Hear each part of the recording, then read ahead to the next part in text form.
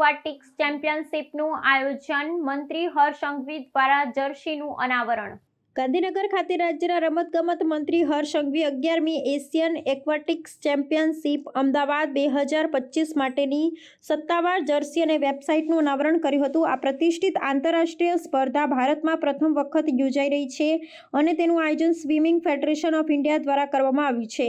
આ ચેમ્પિયનશિપ 28 સપ્ટેમ્બરથી 11 ઓક્ટોબર 2025 દરમિયાન અમદાવાદના નારણપુરા ખાતે નવનિર્મિત ઓલિમ્પિક સ્તરીય વીર સાવરકર સ્પોર્ટ્સ કોમ્પ્લેક્સમાં યોજાશે। આ સ્પર્ધામાં સ્વિમિંગ, ડાઇવિંગ, વોટર પોલો અને આર્ટિસ્ટિક સ્વિમિંગ જેવી વિવિધ જળ રમતોનો સમાવેશ થશે, જેમાં એશિયાના 30થી વધુ દેશોના 1000થી વધુ ખેલાડીઓ અને અધિકારીઓ ભાગ લે તેવી અપેક્ષા છે। આ ટુર્નામેન્ટ 2026માં યોજાનારી એશિયન ગેમ્સ માટે ક્વોલિફાઇંગ ઇવેન્ટ તરીકે પણ મહત્વ ધરાવે છે।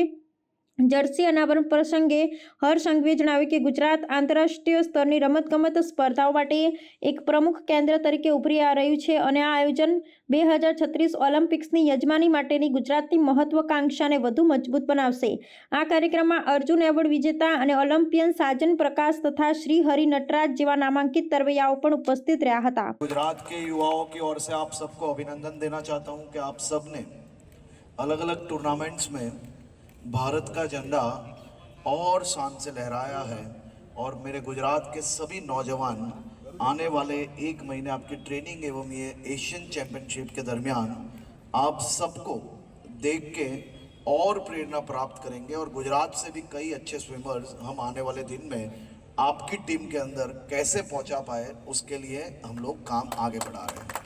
અમદાવાદમાં એશિયાઈ એક્વેટિક્સ ચેમ્પિયનશિપની સ્પર્ધા જે યોજાવાની છે એનું ઓફિશિયલ જર્સી લોન્ચનો પ્રોગ્રામ યોજેલ છે।